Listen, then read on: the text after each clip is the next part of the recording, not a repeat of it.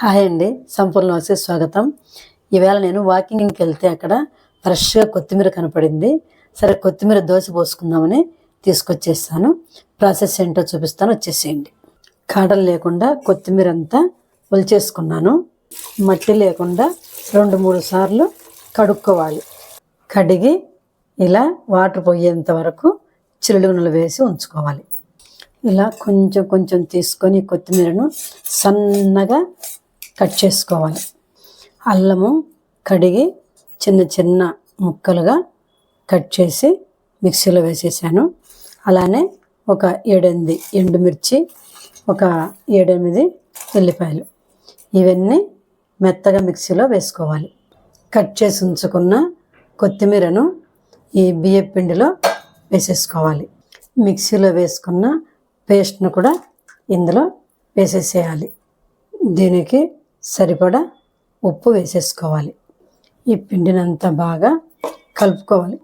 Water add చేసుకోండి. గరిటె పలచగా వేసుకోవాలి. కొంచెము పసుపు కూడా యాడ్ చేసుకోండి. ఇలా అంతా కలిపేసాను. ఒక 10 నిమిషాలు మూత పెట్టేసి దోశలు పోసుకుందాం. స్టవ్ వెలిగించి పెనం పెట్టేసాను. బాగా కాలిన తర్వాత కాస్త లైట్గా ఆయిల్ వేసుకోవాలి.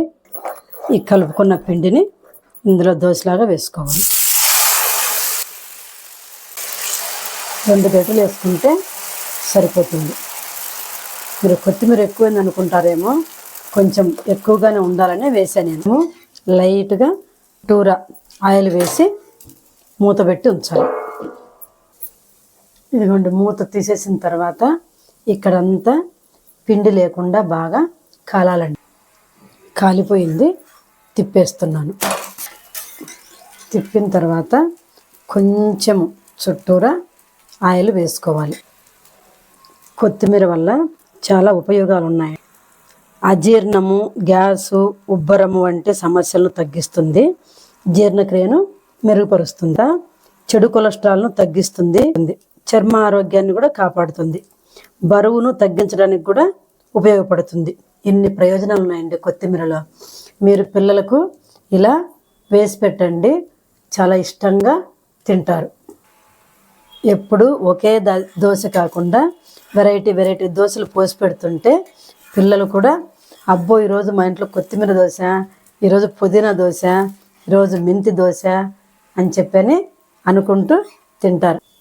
వాళ్ళకు చెప్పండి, ఇది తింటే ఇలా ఉపయోగపడుతుందమ్మా, నీకు ఆరోగ్యంగా ఉంటుంది అనే విషయాన్ని చెప్పి పిల్లలకి పెట్టండి. ఇలా ఎర్రగా కాల్చుకోవాలండి, 2 సైడ్స్ కూడా. ఇదిగోండి, ఈ సైడ్ బాగా ఎర్రగా కాలింది, ఇటువైపు కూడా ఎర్రగా కాలింది. చూడండి. ఇప్పుడు టేస్ట్ ఎలా ఉందో చూద్దాం. టేస్ట్ సూపర్ అండి. ఈ రెసిపీ కనుక నచ్చితే లైక్, షేర్, సబ్స్క్రైబ్.